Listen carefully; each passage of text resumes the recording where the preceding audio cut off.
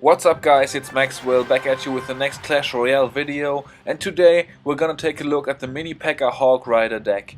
It's actually one of my favorite decks in the past meta. It's pretty fun, and let's take a look at it. So as you can see, I'm pairing up the Mini Pekka and the Hawk Rider with a few assisting cards. I have Goblins, I have the Wizard for some crowd control, Elixir Pump to get a nice advantage, also the arrows for the minion horde, as you see here. I'm gonna use the arrows in a second. And let's take a look at what this deck is all about and how you play it. As you may already have noticed, I have no buildings in this deck other than the Elixir Pump, which is not really defensive building, although it can be used on defense towards the end of the battle. If you have a narrow lead, for example, you can place it a bit further in front to distract like a Hawk Rider or a Giant or something else that targets towers only. During the battle, however, I play it in the back mostly to gain the Elixir advantage, as I already said. So this is a pretty aggressive deck. You need to be on your toes all the time to be able to defend against those pushes. However, the elixir is pretty low, so you always have a card to play. You can always cycle a lot through the deck, which is also one of the keys I'm going to show you a bit later. And yeah, it's definitely a quick reaction gameplay deck, which I also find pretty fun. So taking a look at this battle, playing against this guy, we've already both gotten a bit of damage on each other's towers, and you're gonna see what this deck is all about in a moment. You see that he's really low on elixir, and that's really what this deck is all about. It's about capitalizing on opportunities, about being able to play some quick counters, get some quick damage off. And as you can see, he couldn't defend against this push since he had no elixir. It wasn't a big push, only a wizard and a few spear goblins. Still, I caught him in the perfect moment, and so I got the first tower down. He plays the Hawk Rider, I have to defend. Still he gets some damage, which is okay. You're always gonna take a bit of damage with this deck, since it's not very defensive. It's not realistic to defend against every push, but as you can see, I am in the lead, so I can play a bit more set back, a bit smarter at this point. However, he's playing pretty aggressive and neglecting defense, so I decide to go all out on offense again with Hawk Rider, Mini Pekka, Wizard and Spear Goblins also. And I'm actually gonna take the second tower down here, since he neglected defense, or almost take it down. I'm certainly in the lead. And now it's gonna come down to a bit of an exchange down the right lane here. So let's see what happens. I have his tower down within arrow range, and yeah, that's the game. So pretty close in this game. Pretty hectic towards the end, and that's what you're always gonna have with this deck. Once it heads into double elixir, you're gonna have to play a lot of cards very fast, and that's certainly one of the things I like in Clash Royale. So in my mind, that's a good thing, and also a thing that makes the game fun. And also Supercell says they promote offensive gameplay and aggressive gameplay, and this is certainly a deck that's all about that. Alright, so taking a look at this next battle, we are going to be facing off against No Tail, and he actually starts off with a cannon, which is probably not the best card to start a battle with, but let's see what he's going to do next. He plays a Royal Giant. I'm full on elixir, and a very good counter to the Royal Giant is the Mini Pekka, as he chews the Giant down pretty quickly, so I am playing the Mini Pekka. The Valkyrie is going to go down, and as the Royal Giant approaches my side of the map, it's already down due to the Mini Pekka and the Spear Goblins.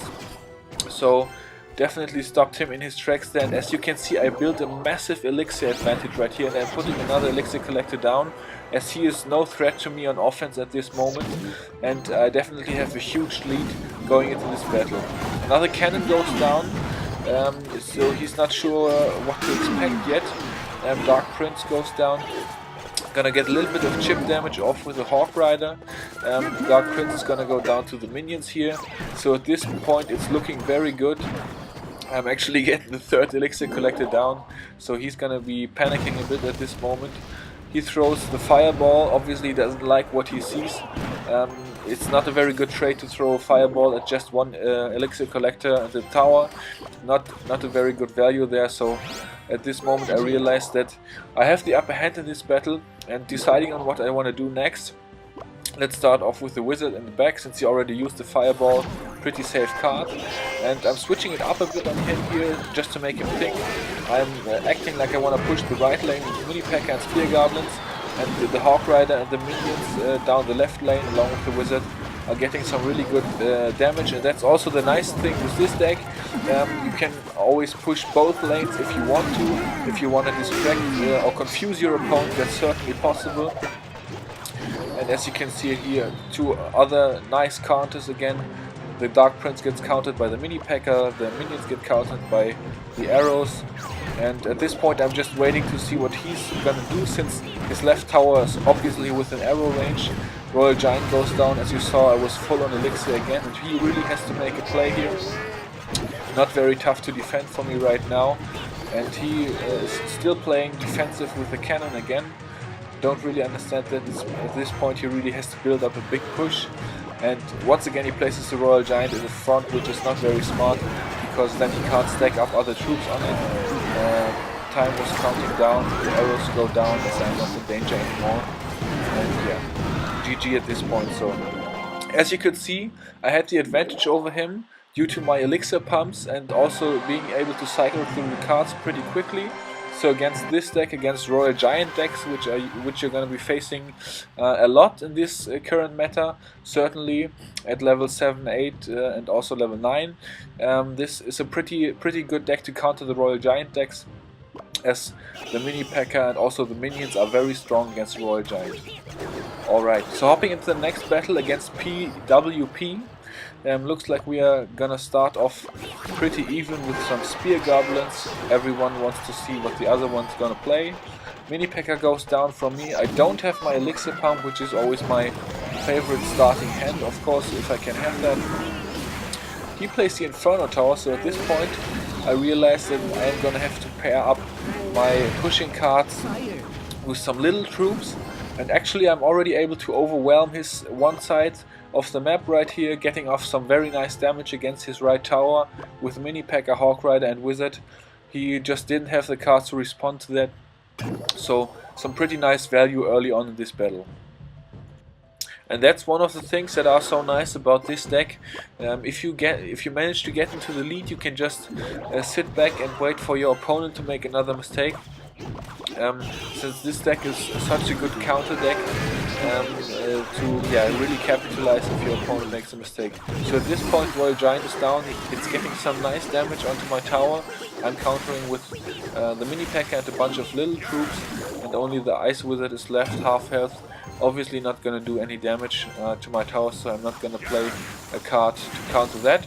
Rather than that, I'm placing another Elixir Pump down to raise my advantage. Heading into double elixir pretty soon here.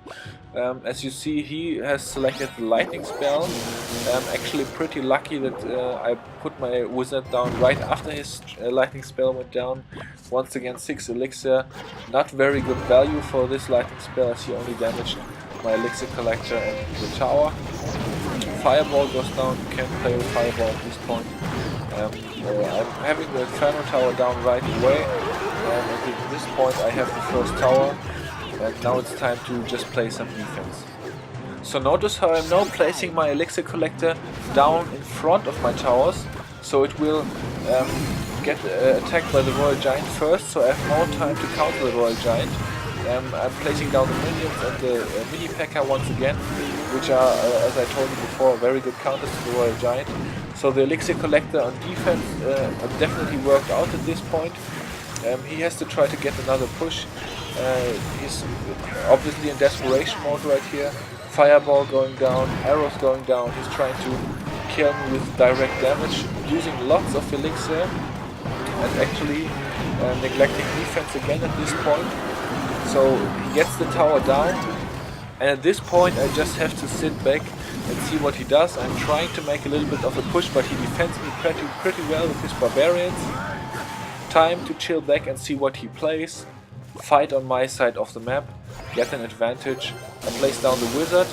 He plays a really bad lightning spell, really no idea what that was all about, hitting both of my full health towers. I have no trouble taking down his ice wizard and barbarians with my wizard. And Royal Giant also goes down. to the minions and the wizard, and now it's time to build a push to end the game. Inferno Tower goes down the middle, the Hawk Rider tanks it, and then I put down some goblins, spear goblins, to distract the Inferno, and they are taking all the aggro in the middle, and the wizard down the lane just has a free shot here, and he's gonna take out the tower and bring home the W. Yeah, so that's how you win with the Mini Pekka Hawk cycle deck. Alright guys, that's gonna do it for today. I hope you enjoyed. Give me a thumbs up if you did, and I hope to see all of you back here soon for my next video.